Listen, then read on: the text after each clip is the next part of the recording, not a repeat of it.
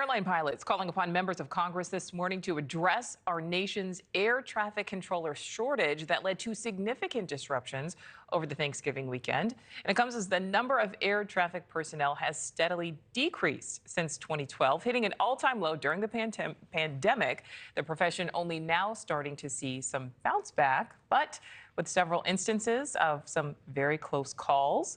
Also, some minor collisions taking place at major airports in just the past few months. Some travelers wonder what measures will be taken to ensure their safety. So joining me now, NewsNation travel editor Peter Greenberg. Peter, great to see you.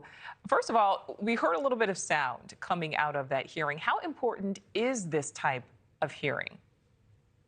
It's very important. In fact, it's been going on for quite some time through other House and Senate committees. But the real problem here is threefold.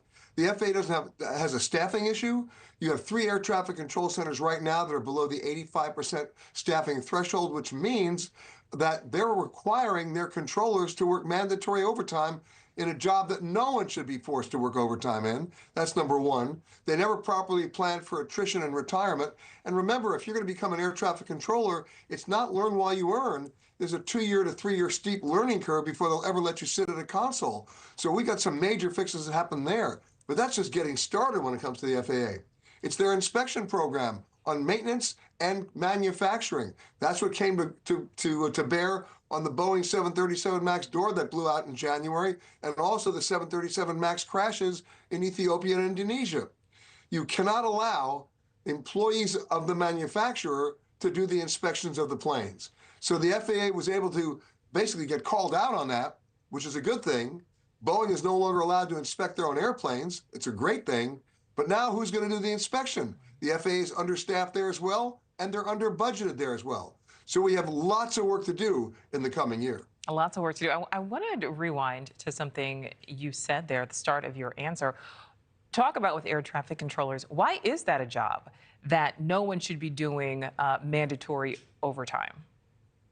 Well, the answer is basically you're in control of a certain amount of airspace that can change rapidly. You're in contact with 20 to 30 different planes at the same time in that same window. You can't be distracted and you can't be overloaded.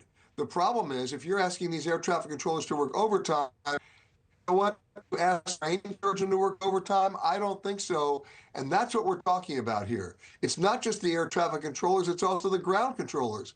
It's also the FAA and the DOT allowing the airlines to schedule so many flights arriving at the same time. You have congestion on the tarmac and the runways, which speaks to you're talking about those collisions on the ground.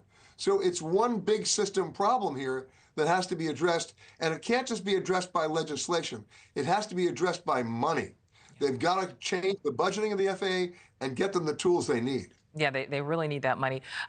Peter, I want to ask you, why does Newark Airport seem to be impacted so significantly by this shortage versus, other high traffic airports? There are plenty of other airports that deal with such high volumes of travelers, but Newark seems to be very much impacted. Here's the crazy part of that story. The FAA was so understaffed at other air traffic control centers, they moved a lot of controllers from the Newark area to, let's say, Philadelphia and other locations. And next thing you know, Newark was understaffed. And when you're United Airlines, and that's your big airport, next thing you know, you've got a lot of ground holds because they can't control the planes that they can't talk to because they don't have enough guys to do it. So, Peter, the Thanksgiving holiday came and went. There were issues, which we mentioned in the lead up to this, but we're now on the cusp of Christmas, of Hanukkah. What should travelers expect this year? Well, let me give you some good news. During the Thanksgiving holiday, the FAA actually stepped up and released military airspace. They opened up military airspace to allow the controllers to better sequence planes and not keep them holding on the ground. As a result, the cancellation rate was 0.3%, nothing. The delay rate was 1.4%, nothing. And guess what? They're going to probably do it again over Christmas, which is a very good thing. Does that solve the problem in the long term? No, but at least on these 2 big holiday periods, they did a good job on that. All right, so at least we'll get a short-term solution. NewsNation travel editor Peter Greenberg, thank you as always. Thanks for watching. Go to joinnn.com to find NewsNation on your screen. And don't forget to click the red subscribe button below to get more of NewsNation's fact-driven, unbiased coverage.